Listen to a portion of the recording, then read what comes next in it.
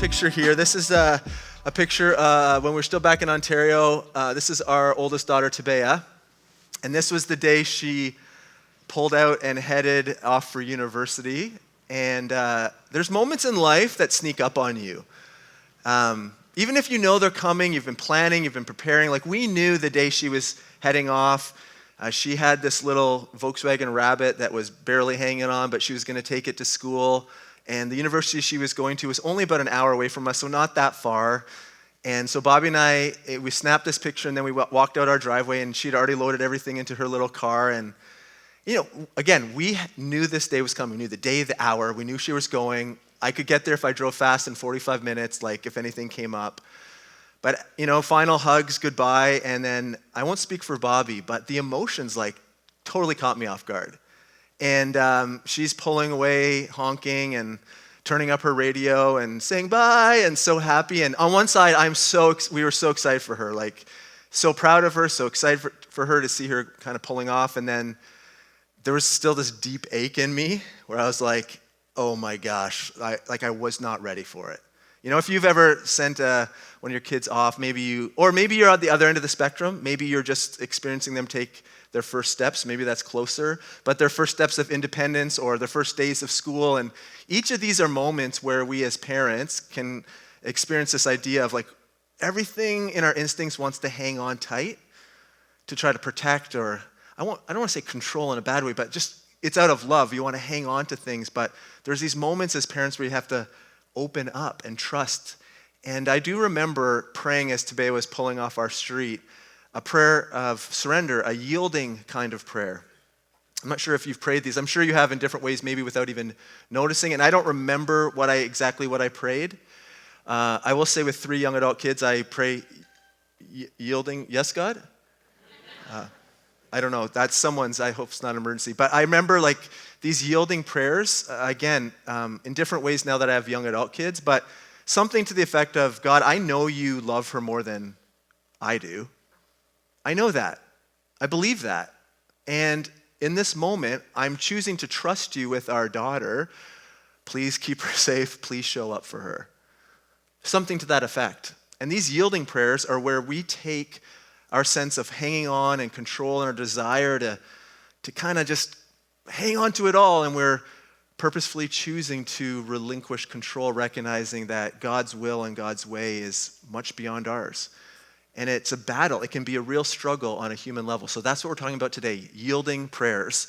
And so QR code here will flip up on the screen. If you want to follow along, again, we'll be moving through a number of different passages, talking specifically about what yielding prayers are. While you're kind of getting all set up here, I just want to mention, pretty excited. So we have our date now for our first learning tree missions team that's going down to Guatemala, part of our CBM STEP partnership. So there are some paper copies if you're interested in reading it through, although I hope you don't fill out a paper copy. Please do it electronically if you're interested. But I did print out a few in case someone wants to grab it and just kind of peruse it. But we'll post these this week, so you'll be seeing it in the weekly and other ways. And invite you to pray and consider whether you want to be a part of this trip. It's in November 22nd till December 1st-ish. We're still sorting out based on flights, but inviting people to pray and consider whether you might want to be a part of that team that's going down, the first team that's going down as part of this new partnership and relationship. Okay, yielding prayer. So we have been in this series on prayer, if you've been here and tracking along, and we had a week where we just set it all up, and we talked about to pray is to be human, that our instinct to pray and to connect outside of ourselves is not just a strictly Christian thing, but we see it in all times, cultures, places, histories. And we talk about it obviously from a Christian perspective, and then we've been using this framework that we ripped off from Pete Greig, who is the founder of 24/7 Prayer. And we've talked about what it means to pause before God, to rejoice. Last week we talked about what it means to ask for personal things, petitions, prayers of petition, and also on behalf to stand in the gap for other people, prayers of intercession. And this week we're talking about yield. What does it mean to pray yielding prayers? And this may be something that is, again, maybe a little bit different. What does it look like to surrender, to open up our hands and say, God, we are giving it to you? So working definition here we'll put up here, Steph. It says, so a yielding prayer is whenever we surrender and invite God into every corner of our lives, our will, our desires, our choices, even our hidden struggles, those secret inner places, and let go of control so that his will can be done. It is an act of yielding, of surrender, of handing it over. It happens the moment we stop wrestling with it, thinking that we can control the path and the outcome, and we just simply begin to start trusting. It may feel obvious, but I want to mention it for us all to hear it. This does not happen by accident. You don't fall into just handing parts of yourself over. It's purposeful, it's intentional, it's courageous, it's daring, it's scary perhaps, it's costly, because we love to hang on. Like, our culture has wired and shaped us to be fiercely independent, to assume and not trust anyone in authority. At the end of the day, even stats would bear this out. At the end of the day, a greater percentage of Canadians all the time are moving in the direction of feeling, when all is said and done, we're basically on our own. It's up to us. And sociologists would say that that's what's being shaped and wired in us, this fierce sense of independence and lack of trust for anything outside of ourselves. And so whenever we have a conversation about following Jesus and we talk about part of it being surrendering parts of ourselves, we're clashing against the way we've been shaped and wired. We're also clashing against, I think, what it is also to be human is to disobey and want to control and not look outside of ourselves. From the very beginning, we've had this desire for pushing away the need for something outside of ourselves. So again, surrendering, inviting God into every corner of our lives, our will, our desires, our choices, even our hidden struggles, letting go of control so that his will can be done.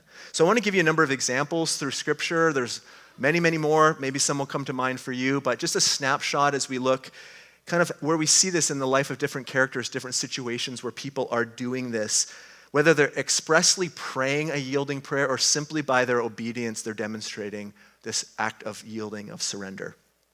So let's go here. Exodus chapter 3 is where I'll start. So if you know the story of Moses, this is Moses. He's raised in Egyptian royalty in the Pharaoh's household, and he ends up in this fight and argument, ends up killing someone, and he flees for his life, and he's hiding out, and he is working as a shepherd, and he's just kind of living life his own way. And then in a miraculous way, man, that's a tough one. In a miraculous way, God appears in this burning bush and invites Moses to be a part of his solution to rescue the nation of Israelites out of slavery in Egypt.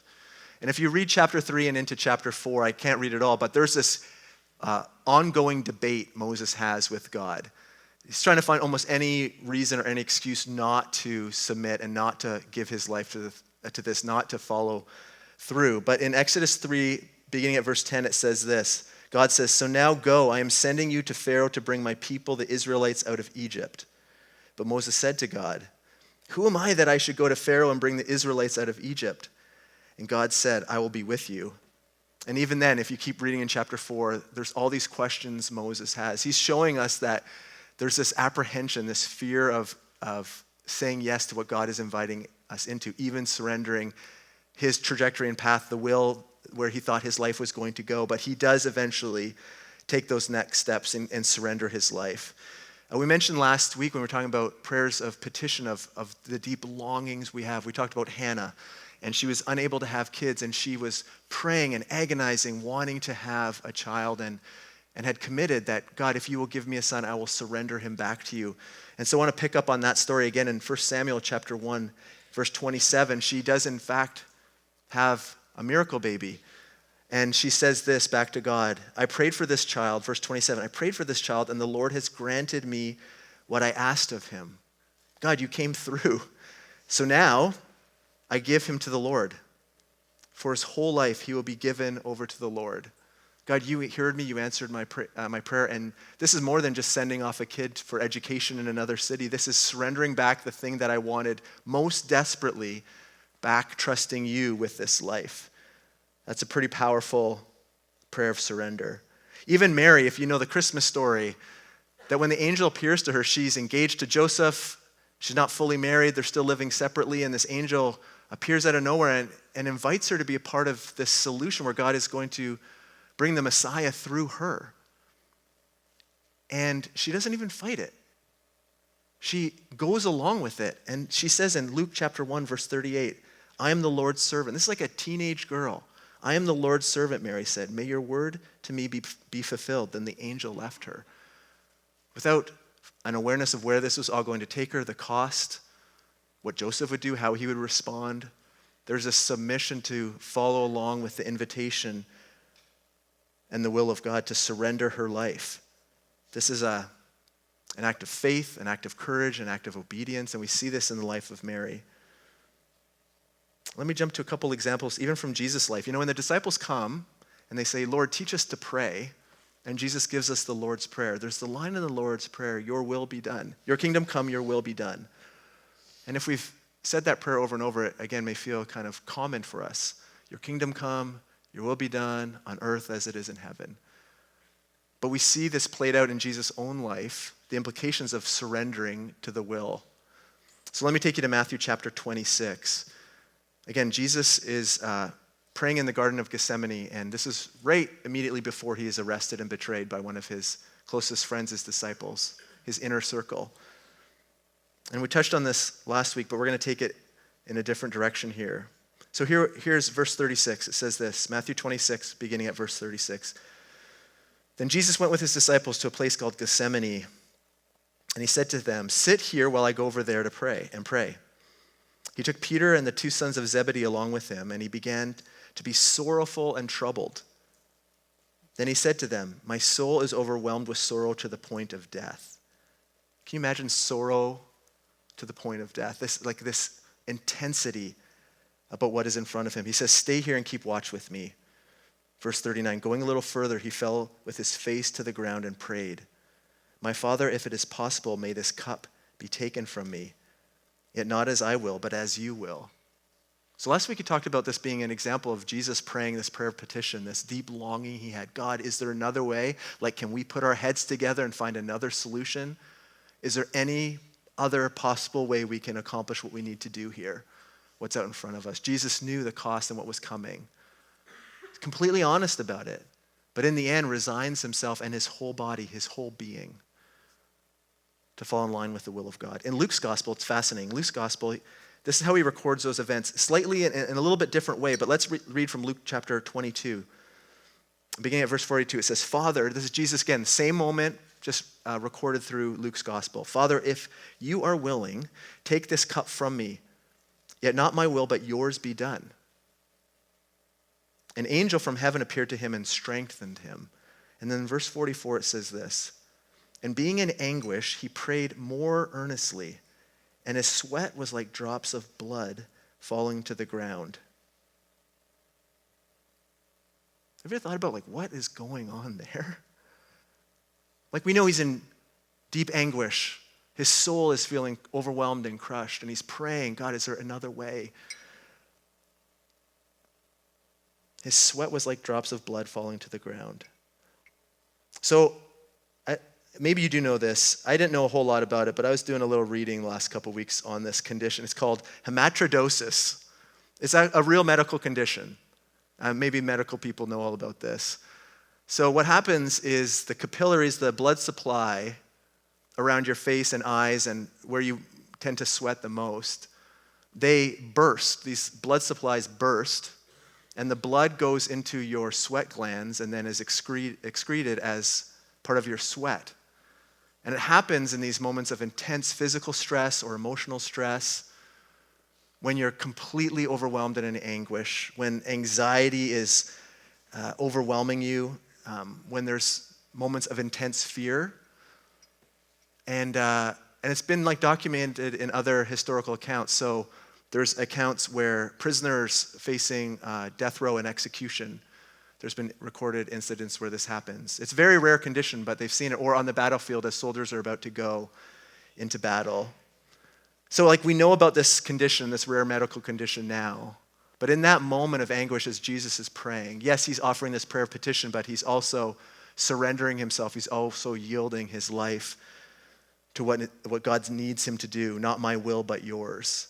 Fully aligning. His body is revolting against the task, right? You can see it by what's happening in his body. Not my will, but yours. Ruth Haley Barton has a book called Sacred Rhythms. It's about how we arrange our life in terms of spiritual transformation and following God's will. And she terms this idea of yielding or surrender, she calls it relinquishment. This is what she says. She says, relinquishment is the inner practice of opening our hands to God, of opening up. Releasing our cherished outcomes, desires, and even our own self, protective strategies, so that we are radically available to whatever God wants to do in and through us. We are invited to let go of our need to control and to trust the goodness of God, even when we don't know what the outcomes will be. Remember, we are so prone to grip and to control and to hang on to, sometimes in good ways as a parent, to lovingly hang on. But you can't always do that, right? You have to come to the place of being able to open up. So thinking a little bit about, so why is this idea of yielding parts of ourselves to God so difficult? Maybe sitting in stillness and quiet with God was difficult, and maybe rejoicing in prayer and giving God the honor he's due was a little bit foreign or difficult. Asking generally isn't too difficult for us. We usually have a good list of the things we're looking for. But the surrendering part, the yielding part, okay, now we're in another spot. So I couldn't really come up with 10 reasons to, give David Letterman his due, but I got a top 5 list here. Top 5 reasons. There's others, but here's a few ideas and why I think it's so hard for us. Number 1, we really like being in control. At the end of the day, isn't that true? We just like to control our outcomes. Control for us often feels safe. The idea of handing it over to someone else feels really risky. How do we trust anyone else? We're good if we've got the wheel, but if we hand that control in that direction over someone else to God, man, that feels risky. Number 2, we're not sure God will handle our dreams or our struggles or relationships the way we want. Again, ties into control, but it's also true. We have this preferred picture of where we think things should go, what we want, our dreams. We know what our struggles are, and in theory, we can talk about what it means to trust God. In theory, it's all good. We're good at handing over the little, seemingly insignificant things. God, take those things, but we're unsure of those deeper, more important pieces. What might that cost us if we don't know? If we're really handing ourselves over and we don't know where this path will take us, do we really want to surrender in that way? Number 3, some hurts, habits, or secret just feel too risky to expose. There are parts in all of us, past hurts, mistakes we've made, wrongs done to us, secret habits, addictions, patterns that we would just rather keep hidden and tucked away, because to bring them into the light, not even publicly with others, in a community sense, but into light with God, man, that just feels like we're exposing risk. It feels like we're almost too vulnerable to do that. So if we want to be straight with each other, it just feels way safer just to keep those things tucked away and pretend that everything's okay. Just feels safer to hang on to those things. Another one, maybe we've been disappointed or let down in the past. I'm sure we can all kind of come up with things. Maybe in a human level, maybe with a best friend or a romantic partner or a spouse or a family member, or where you have slowly let something open up, you've shared, you've been vulnerable, you've trusted, maybe even with God. And the outcome you got has left you feeling disillusioned and hurt and disappointed, so much so that any consideration of doing it again, your brakes are automatically going on. Like you're pumping the brakes. You're like, wait, I know where this is going. I've been there before. I don't want to go there again. It almost feels naive. Yeah, sure, trust God. But then when you really get down to those rooted deep parts, it's like, man, isn't it a bit naive to trust God with this? It feels silly to do. Are we really going to do this here? Are we really going to trust something that we can't control? And number 5, just because I was running out of ideas, I think we're looking sometimes for a spiritual loophole that lets us hold something back. Maybe if we go to church enough or we give a few extra bucks, we're okay. We're okay to keep parts of our life, right? Isn't following Jesus, becoming a disciple and apprentice of Jesus, like we can do all that, but this little corner of our life, we'd rather just keep that there. Surely there's some verse in that huge book full of verses where it makes sense for us to hold back, right? There's got to be some kind of loophole that lets us off the hook of this. The tension, I'm just admitting that the tension is real when it comes to surrender and to yielding. There's a lot of spiritual directors and authors who write about spiritual disciplines, especially around this idea of yielding in prayer, or surrender, or relinquishment. In different ways, they talk about what's often called the last 10% is often how they refer to it. The last 10%. Generally, this is what it means. We're okay with about 90% of the stuff of God having access and space to move and work in those things. Like, hey, God, if you're asking me to do this, or to step out in that way, or to surrender this, or to this is what obedience, or to admit this crack in my kind of behavior, or this pattern, or this habit, or this area of sin, or whatever it is, if it falls in that 90%, we're generally good with bringing that into the light. But we often have this last 10% that we're unwilling, for a whole host of reasons. You have your own reason. I have my own reasons that part of me is hard, where we just want to hang on to that last 10%. But the thing about that is that most authors, and I think it's true, would say that for true spiritual formation and transformation to happen in your life requires you to let God into those spaces. Because that is the space that is shaping your identity, it's shaping your true love, it's shaping your trajectory. The little things we want to hand over, at the end of the day, often are inconsequential to the trajectory and the path we're on spiritually. It's the 10% that is really shaping where we're going. Of course, it's a spiritual battle. That last 10% is the spiritual battle. It's the places where our disobedience and our need for control want to hang on, and we often don't even want to admit it to ourselves because that 10% feels so normal for us that it almost feels like, what do you mean, what 10%? Until you intentionally stop and consider it. Hopefully in a way we're doing this morning. David in Psalm 39, when he's writing about this idea, he says this in verse 23, he says, "Search me, God, and know my heart." So think about this in terms of what we're talking about here. Search me, God, and know my heart. Test me and know my anxious thoughts. See if there's any offensive way in me and lead me in the way everlasting. There's this sense of prayer that David is putting out here where he's saying, hey, there's a hidden parts. God, can you test my character, test my heart, test my soul? Like, reveal to me those places where I don't even realize I'm holding back and hiding from you. Is there something there going on? God, in my own life, what's happening? What am I trying to hold? What an example of this honest, vulnerable prayer. Hey, God, what does the 10% look like for me? What is your 10%? And is that 10% perhaps holding you back from fully embracing what God has for you?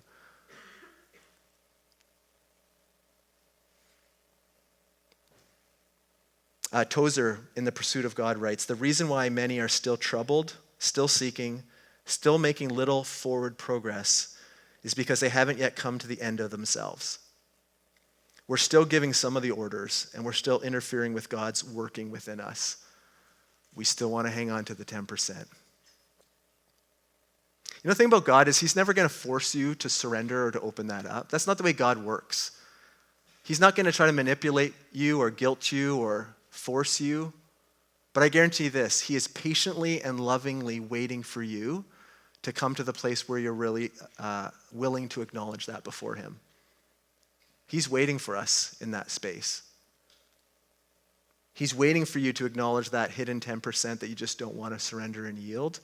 And he's ready to meet you in that place. It feels so counterintuitive to expose the most vulnerable, sensitive places of our life. Feels like, but what about? We're going to get hurt. What if this happens? Feels so counterintuitive to open them up, but God wants to meet us in that place and bring what we actually need. Hope, healing, forgiveness. Redefine our sense of identity and trajectory.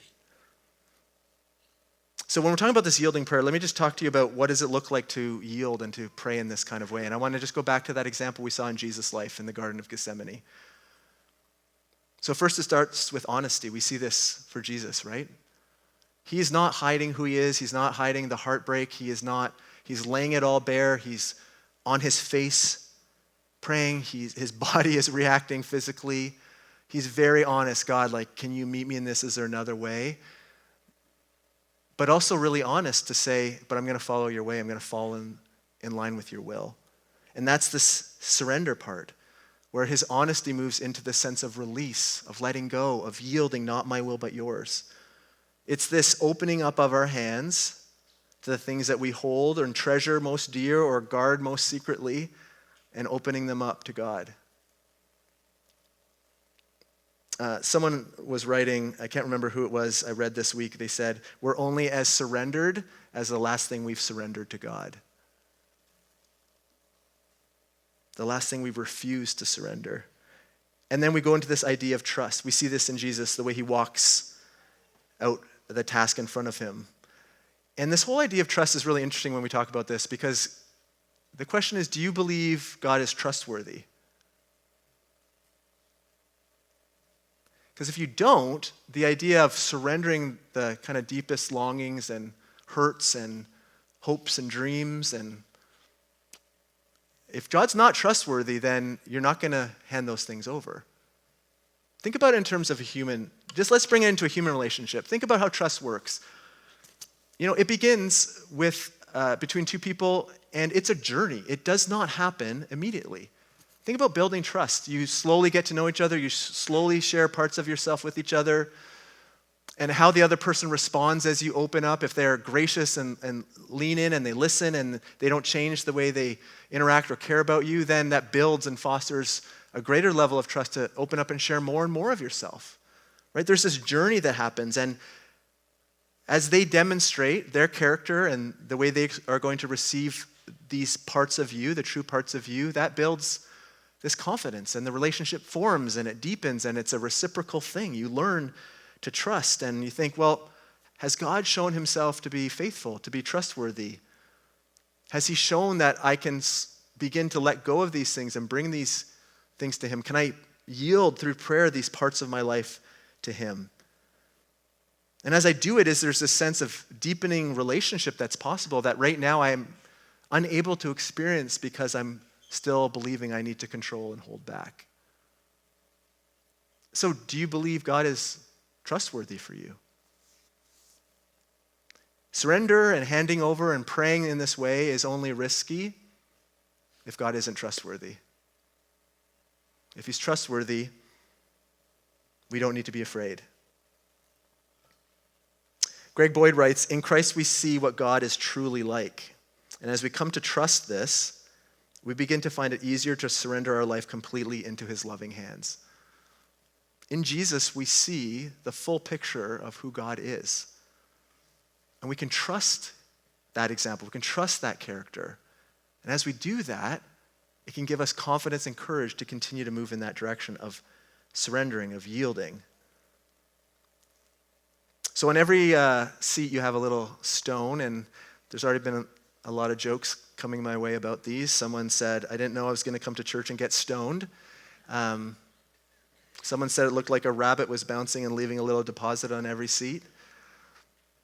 But here, I would love you just to grab this, and I want to talk to you about what yielding prayers look like, what surrender can look like. And I want to ask you, what are you holding on to most tightly today? So I don't need to know like the 90%. And I actually don't need you to tell me the 10%. That's not what I'm asking. But I'm asking you to think about, what are you holding on to most tightly?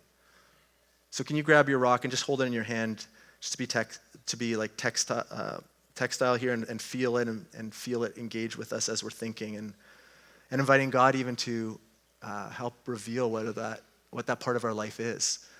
So what are you holding on most tightly to? And if we're talking about yielding prayers of surrendering, it's going to look different for all of us. But what would that look like for you this morning? So let me give you some categories just to get you thinking and considering. And not trying to push on anyone's buttons specifically, but just to get you thinking about this. What are you hanging on to most tightly? So first bucket, everyday burdens and anxieties. So these could be worries about finances, about your job, about security, about what the future will hold. Anxiety over your health or the health of someone you love, you care about. Maybe it's pressure to meet other people's expectations of you. Maybe it's fear of what other people are going to think about you. Maybe you're all tied up in knots over these burdens, these anxieties, these expectations. Another bucket, dreams and desired outcomes. So maybe you have this sense of a preferred pathway and future, situation, a decision you're making, something to do with work. Maybe there's a medical test you have coming up, and you have a preferred expectation where you want to see this go. You're desperate that it goes your own way, and so you're hanging on tight to the outcome of this. Or maybe it has something to do with your kids, their future, or maybe a longing you have to become a parent. Maybe it's a personal goal you're trying to achieve in your family or in your workplace or in your retirement. So badly you want to succeed or make this dream come true that you're just hanging on to it so tightly, and it's defining you. It's actually shaping who you are. Maybe it's around relationships. Again, this is a big bucket, but maybe someone has hurt you, or and when you think about it, you've also perhaps hurt someone else. And so maybe there's this longing for reconciliation that you're just hanging on to, but you don't know how it's going to resolve itself. Maybe there's a relationship you care deeply about, and so you're just hanging on to it. And maybe perhaps it's an unhealthy relationship you're in, but letting go feels more scary than staying in something that is unhealthy for you. And so you hang on. Maybe there is a tension in your family, unspoken wounds, disappointments. Maybe there's a distancing that's happened. Maybe you wish you were closer, but you know that's not the way it is, and so you hang on tightly because you don't want it to get any worse. Maybe it has to do with singleness. Maybe you're aching for companionship. You're longing for that, or maybe there's disappointments in your marriage or disappointments, whatever, in your dating world, whatever the relational category is, but you're just hanging on so tightly. Another kind of bucket here is, how about hurts and unhealed wounds? A past hurt that still whispers and stabs you in the heart whenever it comes to mind. Maybe you've been betrayed by someone you loved or trusted. So the idea of trusting again feels almost impossible. And maybe there's a loss that you're grieving that you haven't even felt permission that you can mention or think through or bring before God. Because it's so tucked in there and it's so sensitive that to open up, it just feels like it's going to be way too raw to deal with. How about personal or spiritual struggles? Maybe there is a pattern of sin that has quietly or loudly established itself in your life. Maybe it's not been a part of your story and it's crept back in, but maybe it's got its hooks in you again. Maybe it's like a habitual struggle. Maybe it has to do with substance abuse or destructive behavior. Maybe it's sexual sin. Maybe it's pornography. Maybe it's addiction. Maybe it's the way you use your money, your anger, your envy, your gossip. It's just something in your own personality, your struggles that maybe no one else even knows about, and you certainly don't want anyone else to know about it. And so you're hanging on so tightly for fear of exposure or a sense of guilt or shame or believing like this is just too much. God certainly doesn't want to hear this.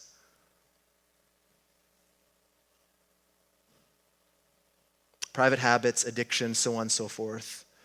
Maybe internal battles. Maybe this is when we've kind of talked about this idea of we have to control. We feel like, for whatever reason, you feel like you have to control every situation, every person you're in a relationship, even God's timing. Not your will, but mine just feels like, wait a second, that's so far out of my control. The grip of perfectionism, always striving, never able to fully rest. Feeling like you have to perform to be something you're not. Maybe you have these deep, unspoken doubts about who God is and is he really trustworthy?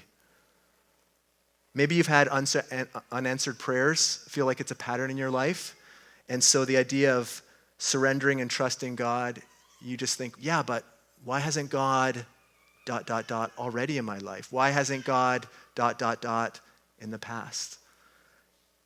So there's a sense of like, we got to hang on to this 10% because at the end of the day, do we really trust God with this? That's a hard struggle. And you're not alone in it.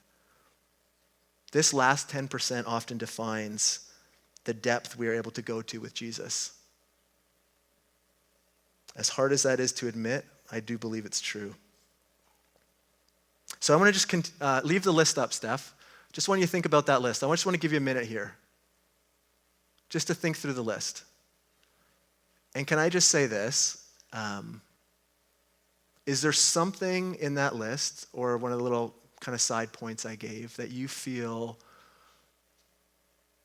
a nudging to, that you feel like maybe that's God kind of trying to get your attention on that thing? Where when you think about it, you're like, yeah, that's my thing. Oh, okay, that's it. The thing about it is like God already knows that about you. He's not afraid about that with you. He's not afraid for you to bring that. You're not going to surprise him or catch him off guard. But it almost feels like to bring that out to the surface, it feels almost too risky. But think about the list. Is God kind of putting his finger on something for you? So just take a second and then I'll continue. I'm just going to give you a moment to consider that list.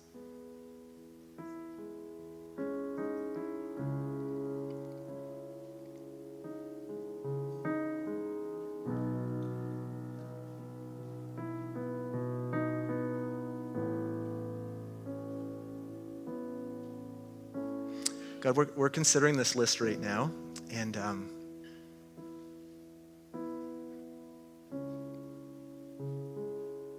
God, I know that by your Spirit, you are here in each of us. And so, Jesus, in a way only you can, would you help us sense what you're nudging us, which direction you're poking us in, and how you're trying to get our attention. God, it's hard to let walls down and to be honest because we feel like we're the only one. But we just know that's a lie of the enemy. We all have places. I have places, God, that I still struggle to open up and surrender to you. So God, would you just teach us, reveal us yourself in that for us. Help us to get a picture of what you're saying in this moment of stillness.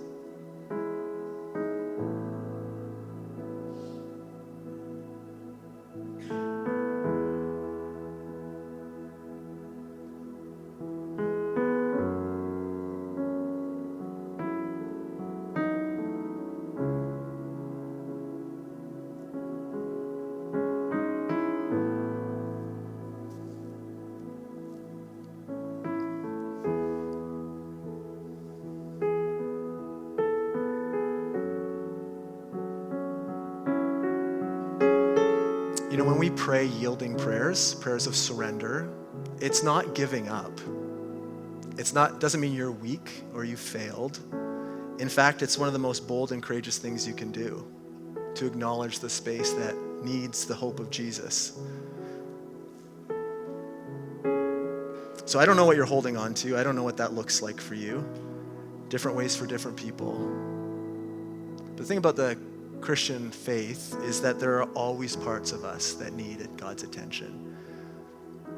And I've been processing this a little bit with my spiritual director, the idea that it feels like the more I get to know Jesus, the more aware I am of how much I have to work on. It's like I'm just aware of, oh man. But the thing about that, again, is that it pushes me further in the direction of Jesus. It doesn't slow me down. It makes me more desperate.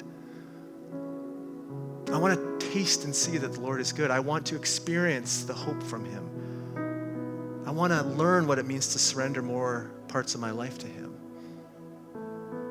And as I build this sense of confidence and trust and relationship, God is always faithful to meet me there. It does not mean that my preferred outcomes always happen in the way I want them.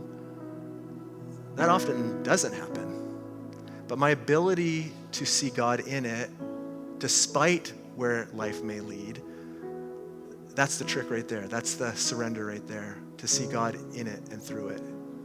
To be present even in our mess and our storms and know he's with us, even when things don't go the way we want. So here's what I'd love to do. We're going to end in a little bit different way. I just want you to keep considering and praying and inviting God into that space in your life. And Carly and folks are going to just give us some space and time here. But what does it look like for you to boldly and courageously and with trust to kind of start opening up your hand and say, God, I'm just going to surrender this to you. I'm going to trust you in this moment. I'm going to yield this back to you, this part of my life that up until this point I've wanted to hang on to this chunk for myself. So it's going to be a little bit of an open time here. Members of our prayer team will be available. I'll hang out up here if you want to pray or chat. We will eventually sing as well. But here again, a couple weeks ago I asked you to maybe throw up your hands as part of like worship and celebration, and Scott has chastised me nonstop for that one. Don't make the Baptists put up their hands. I'm just joking. But you know what? Sometimes doing things that we normally don't do is like physically is a good way of acknowledging a moment.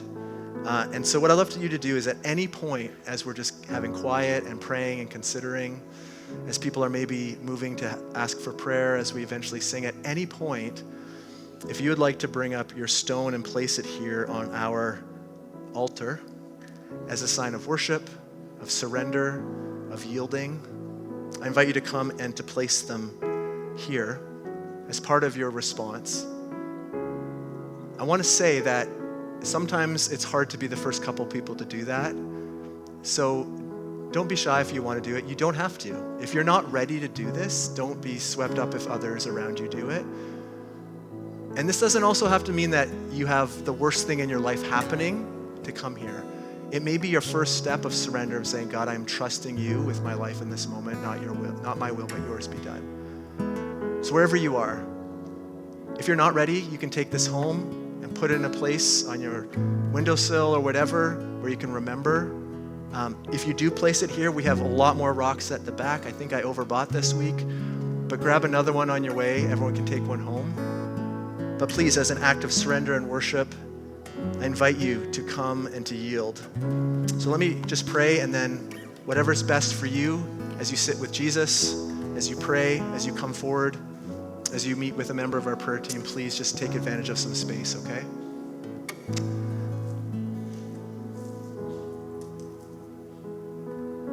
God, on a human level, it's so difficult to yield these parts of our life. We've been so conditioned to be autonomous and to mistrust and to feel like at the end of the day we have to do it all on our own. But Jesus, you show us that that's not the path to true life and to true freedom.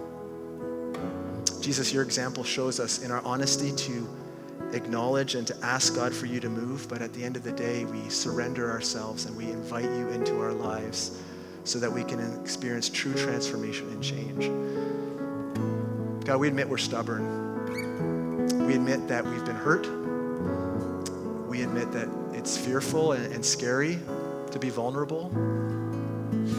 Maybe it's unfamiliar for us. And so, God, in a way only you can, would you meet each person here, God, where they're at and speak to them? God, would you have your way? Would you shape us as a people who continue to learn this rhythm of surrender, of yielding, of transformation? God, keep working in us. So now we pause, we give space, we sing, we yield our prayers at the front. God, this is our posture of worship before you now.